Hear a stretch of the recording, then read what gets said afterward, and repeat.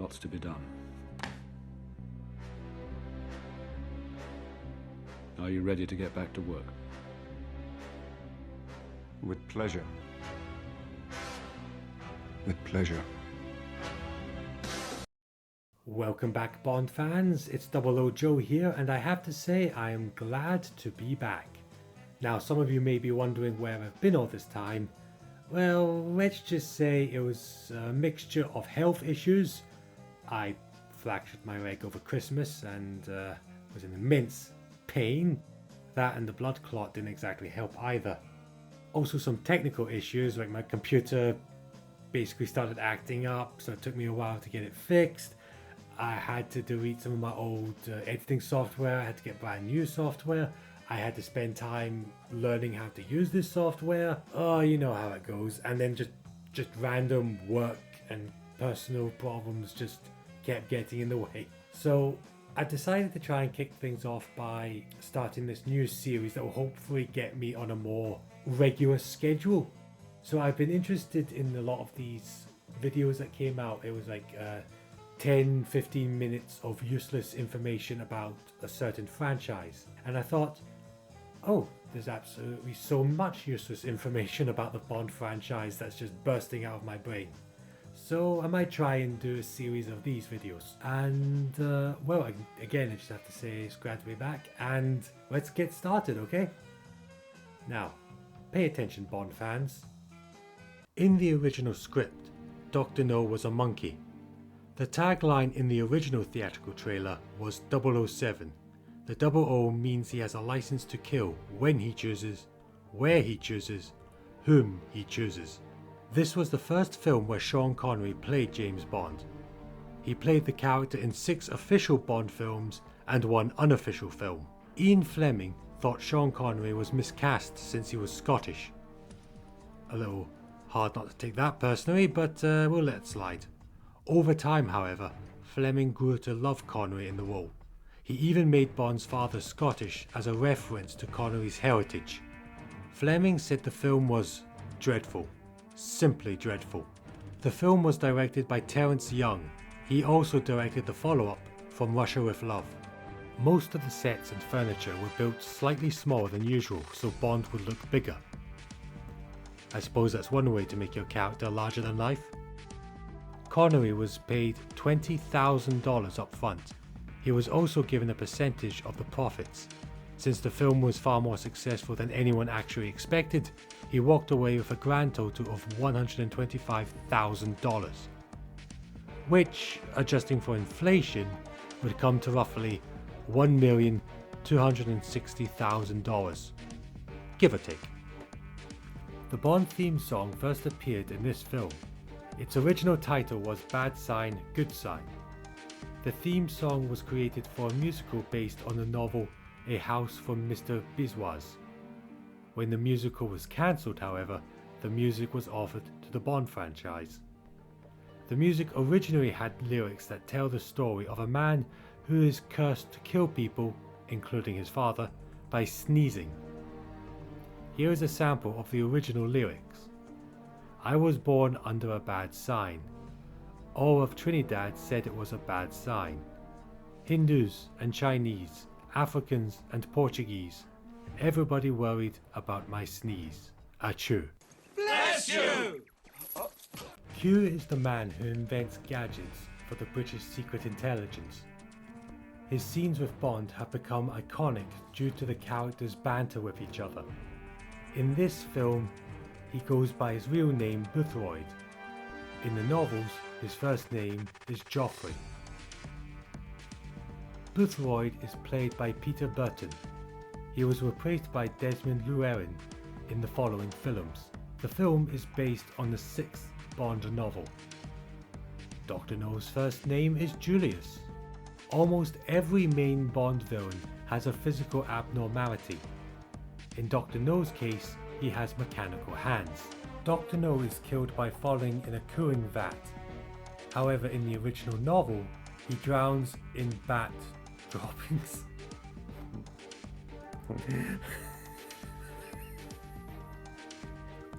Oh god, that is too funny. That is too funny.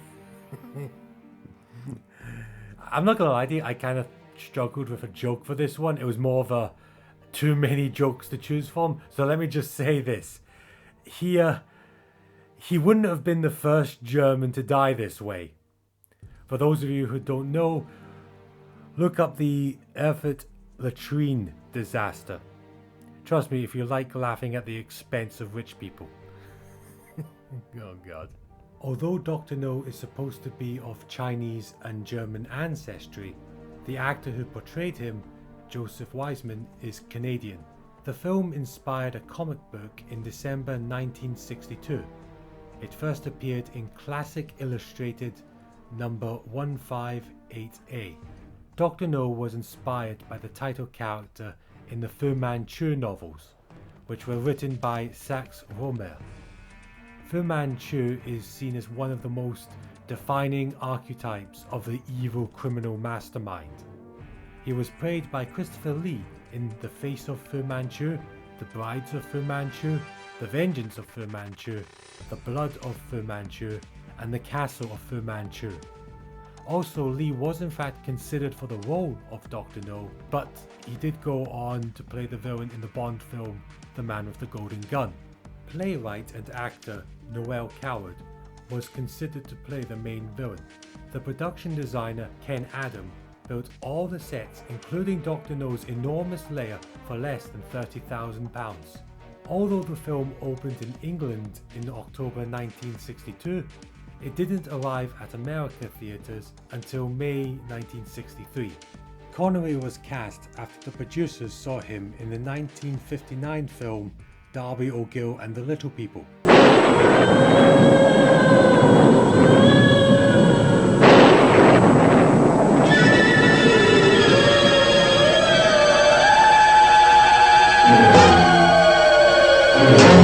A movie that still scares the ever-loving crap out of me to this day. Connery was 32 when he started filming. Ian Fleming wanted David Niven to play the lead role. The producer's first choice for Bond was Cary Grant.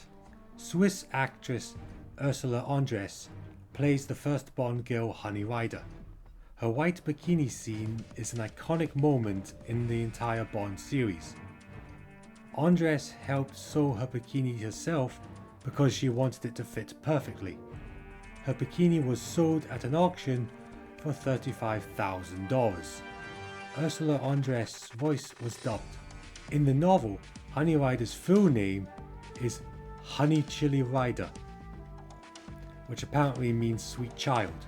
Andress was baffled by her stardom after appearing in the film. She said, "It's a mystery. All I did was wear this bikini in Dr. No. Not even a small one. Whoosh! Overnight. I made it. If only modern day TikTokers and Instagrammers could be this lucky." Bond sings Under the Mango Tree to get Honey Rider's attention. This is the only time that Bond sings in the entire series. The producers Harry Saltzman and Albert R. Broccoli cast Connery because they thought he looked rugged and moved gracefully, like a panther. This was the only film to feature the criminal organization Spectre without showing its commander, Ernst Stavro Blofeld. The gun barrel sequence in the intro scene costs $3,000. Adjusting for inflation, that's about $59,000. There is a scene where a tarantula crawls on Bond. Connery was so terrified of spiders, so the scene had to be done with a sheet of glass between him and the tarantula. Some shots were even done with a stuntman. The tarantula in the film was called Rosie. Spectre stands for Special Executive for Counterintelligence, Terrorism, Revenge and Extortion. The first scene that Connery shot is the airport sequence where he passes a female photographer and holds his hat in front of his face. Ursula Andress was paid $6,000 for the film. Once again, adjusting for inflation, that's about $55,000. You were robbed, love. Andress won a Golden Globe under the category of Most Promising Newcomer, Female. Bond admires Dr. No's Francisco de Goya's painting of the Duke of Wellington. This painting was stolen in 1961. Since this film was released in '62, It's heavily implied that Dr. No was the one who stole it in the first place. The painting was in fact recovered in 1965. Bond's gun of choice is the Walther PPK. However, when Connery had to pose with this gun for a movie poster, he left it at the studio, and as a result they had to use an air pistol. Pillock. Because Dr. No's lair is underwater, fish can be seen swimming through the windows. However, a mistake was made when using footage of fish, so they looked a lot bigger than they were supposed to be. To get around this, they added in the dialogue where Dr. No explains how the window works like a magnifying glass. So in the movie, this glass cost $1 million. In reality, this footage cost some poor sod his job. Andress was cast 2 weeks before filming. None of the studio actually met Andress when they cast her. She got the part after they saw a photograph of her. Evidently her acting ability came through really strongly in that photo. Rumour has it was a wet t-shirt contest. The novel of Dr. No was chosen for the first film because it has the most straightforward story. It only has one major location and only one big special effects set piece. The film was supposed to cost $1 million. When the budget overran by $100,000, the studio strongly considered shutting down the entire production. Dr. No made $59.6 million at the box office. Maurice Binder created the legendary gun barrel opening at the last minute. The intro was made by pointing a pinhole camera through a real gun barrel. Gotta admire the courage of Maurice. In the gun barrel sequence, the actor is not Sean Connery. It is a stuntman called Bob Simmons. The Vatican disapproved of the film, stating that it was immoral. I think certain people at the Vatican is doing a little projecting there. This was the first feature film to be shot in Jamaica. The director told Connery to sleep in his suit so that he would look more natural while wearing it. Connery being Scottish, he probably had more than enough experience sleeping in his own clothes. Trust me, I've been there myself. 16 characters die in the film. The producers demanded that the film be made by an Englishman. The scene where Honey Rider meets James Bond is on the Laughing Waters beach in Jamaica. In the novel, Bond battles a giant squid. I think I know what I want to see in a Dr. No remake.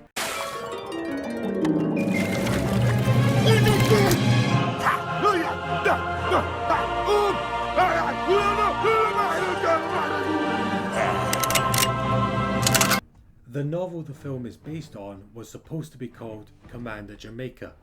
Sounds like another knockoff Marvel hero from an alternate universe. The original Japanese title was We Don't Want Doctors. Julie Christie was newly cast as Honey Rider. She has starred in Dr. Zhivago, Finding Neverland, Don't Look Now, and Fahrenheit 451. Although the recurring character Felix Leiter appears in the film, he doesn't actually appear in the book. Jack Lord plays Felix Leiter. He was so charismatic that he was replaced in Goldfinger because he was pulling focus away from Connery. Also, I've heard there was some disputes about him wanting too much money or something, but I'll let you guys decide. Dr. No doesn't appear until about 95 minutes into the film. The film was only 110 minutes long. You know, everybody gets their 15 minutes of fame. I think Dr. No still has about 5 minutes left. The title has the fewest letters of any Bond film. Bond appears 8 minutes into the film. As you can tell, I'm really scraping the bottom of the barrel for these. Bernard Lee plays M. He plays the character in 11 films throughout the series. The original title was James Bond, Secret Agent. Bond's apartment has only been seen in 3 films. This one, Live and Let Die, and Spectre. The producers said that Alfred Hitchcock's masterpiece North by Northwest heavily inspired the style of the movie. Bond uses a brushed silencer on his gun. The entire film was shot in only 58 days. Compared to how long it takes modern films to get made, all I can say is Hollywood, pull the damn finger out. Lois Maxwell plays Miss Moneypenny. She plays the character in 14 films throughout the series. The studio United Artists originally rejected Connery as Bond. And as we all know, studio interference is always a good thing. The film was delayed in the US due to the Cuban Missile Crisis, and it wouldn't be the last time a Bond film was delayed due to a certain crisis. Some sources say Ursula Andress was nude in the shower scene, but if you look very closely you can see that she was wearing a flesh-coloured one-piece bathing suit. I know guys, I didn't want to believe it either. I wanted desperately for this to be true, but here's the proof. In Denmark, the film is called Mission Killing.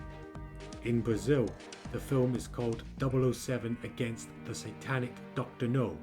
In South Korea, the film is called 007 Murder Number. I couldn't find the poster for this one, I'm afraid. It is a common held belief that Sean Connery had been bald since he was 22, and that he wears a toupee in every Bond film. This isn't exactly true. I mean, he was balding at that point, but in the first 2 films, he still had enough hair that they could work with it. They just did some clever work with the hair, comb overs and such, just to make him look presentable. However, when they got to Goldfinger onwards, Connery pretty much lost most of his hair at that point, so that's when they started wearing the toupee. And there we have it, Bond fans, a series of useless facts about Dr. No. Look, I really enjoyed making this video. I really hope you guys enjoyed it too, and thank you for being so patient with me, guys. Thank you so much. I really appreciate it, especially to what subscribers that I have on this channel. So please feel free to like and subscribe. Feel free to leave a comment down below, even if you have some useless facts of Dr. No you'd like to share too. Feel free, I'd love to read them. Now, if you have any questions, because I'm sure many of you are curious about like, what's the next video going to be about, when's it going to be released, am I just going to disappear again unexpectedly? Well, my only response to all that is... Right, the shop is closed, everybody get out. What? Time to go home, come on. It's only 2:45. Yes, but it's my shop, come on, go home, bye-bye, thank you. That's hardly fair. It's not fair at all, get out, bye-bye. I expect better service. We'll expect away. Get out, bye-bye, come on, all you time-wasting bastards, back on the streets, come on, bye-bye-bye. Goodbye, thank you, bye-bye-bye, back to life, back to reality, thank you.